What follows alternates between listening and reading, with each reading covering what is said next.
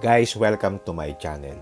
Today, ang i-review natin itong Nissan Almera 2024 VL model. Ito yung top of the line ng Nissan Almera. May kaunting tweaks dito sa harap at saka doon sa likod, but the most important thing is yung kanyang technology features.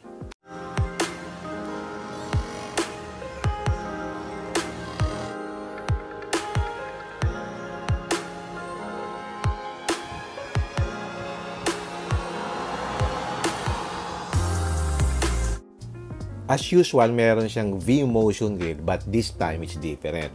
Mas malaki siya, tapos meron ng mga horizontal lines. Yung headlight niya is LED na reflector type. Tapos meron siyang DRL na LED din.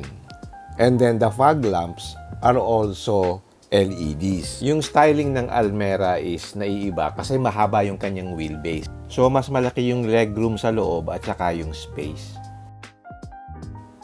Ito yung top of the line 1.0 VL na turbo at ang presyo niya is 1,149,000. At yung closest competitor niya is yung Honda City 1.5 RS na about 1,128,000 and then yung Vios 1.5 GRS na 1,055,000 pesos. Okay, check natin yung side profile. You would see here na mahaba talaga siya. And then, two-tone na rin siya. So, black yung roof. Tapos, itong kulay na ito is what they call Moon Pearl Gray na available lang dito sa VL top of the line variant. Yung wheels and tires niya is 16-inch alloy na may 205/55 R16. Tapos, yung suspension niya is independent MacPherson strut with stabilizer sa front and torsion beam with stabilizer dito sa rear. Yung brakes naman niya, disc sa harap at saka drum sa likod. Meron siyang mga character lines that defines the look of the vehicle. Check natin yung likod. Gusto ko yung design ng kanyang likod. Para siyang Euro style. Tapos yung LED tail lamps niya is nagko-complement dun sa shape ng kanyang likod. If you look closely dun sa tail lights on both sides, para siyang dalawang arrow na magkasalubong. And dito naman sa lower portion ng bumper, meron siyang dalawang reflector at dun sa ilalim, meron siyang parang garnish, no? This color nga pala is pearl gray, hindi siya white. Para lang siyang white, pero in actual, this is pearl gray. Kinumpare ko din yung wheelbase niya, siya yung pinakamahaba. Ang ibig sabihin ng wheelbase, yung distance ng gulong sa harap sa gulong sa likod. Ang length niya is 2.62 meters, while 2.6 dun sa Honda City at saka 2.55 dun sa Vios GRS. In terms of lapad naman, second siya dun sa Honda City kasi ang width niya is 1.74 meters as against 1.748 meters ng Honda City. Ang pinakamaliit yung Vios na 1.73 meters lang. Okay, check natin yung interior. Simple lang yung design ng kanyang door panel. It's a combination ng plastic at saka merong soft touch material. And then yung quality ng kanyang mga window switches saka yung door switch is actually good.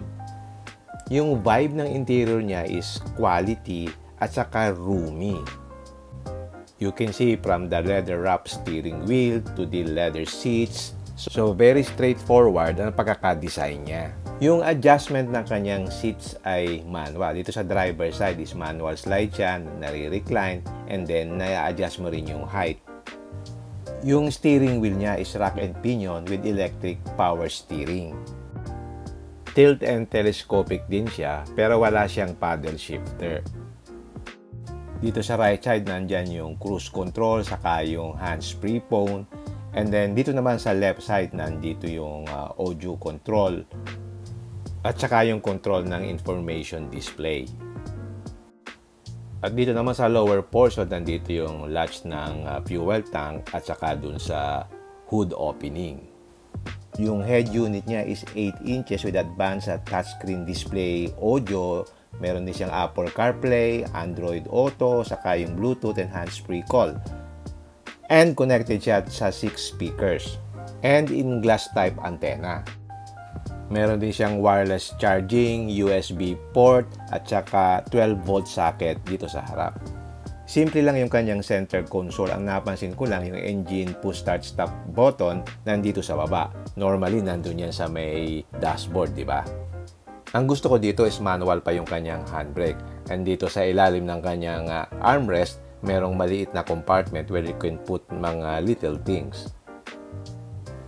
Yung kanyang dashboard is clean looking. It's a combination ng black at saka may accent ng parang bluish na soft touch material. So, parang more elegant siyang tingnan. Same with the seats. Doon sa dalawang side, merong accent na color blue na same color doon sa dashboard. So, it complements the look. To me, more premium ang look niya compared dun sa Vios. But compared dun sa City, parang pareho lang sila. Meron din siyang frameless rear view mirror. At dito sa taas, nandito yung switch ng kanyang interior lights na LED. At meron pa din siyang unique feature na emergency button na pag pinrest mo yan, merong sasagot to help you in case of emergency.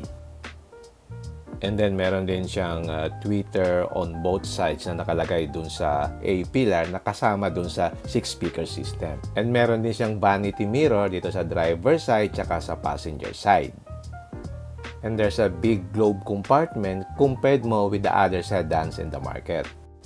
And by the way, yung kanyang instrument cluster is a combination of analog and digital. Dito sa left side, nandito yung digital portion. Okay, check naman natin itong back seat. You will notice here na maganda yung configuration ng kanyang back seat. Sa gitna, meron ka pang armrest with 2 cup holders. Yung padding ng seat maganda. Maganda rin yung kanyang angle. So, maganda yung thigh support. At yung seats nga pala niya ay zero gravity seats. Kaya maganda. In terms of space naman dito sa likod, maganda siya. I'm 5'7", but I have ample space dito, no? And then, meron din siyang seat pocket dito lang sa passenger side. Meron din siyang USB port, pero wala siyang aircon vent, which I expect for a Nissan.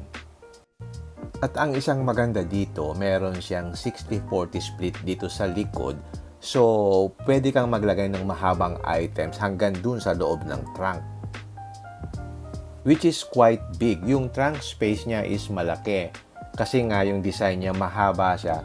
So makita mo ang haba ng kanyang ng kanyang trunk space. So marami kang mailalagay na cargo dito. At dito naman sa ilalim nito, pag iniangat mo nandito yung reserva niya na donut type. So it saves space. Napansin ko rin yung pinaka trunk lid niya may cover, pati yung buong trunk area.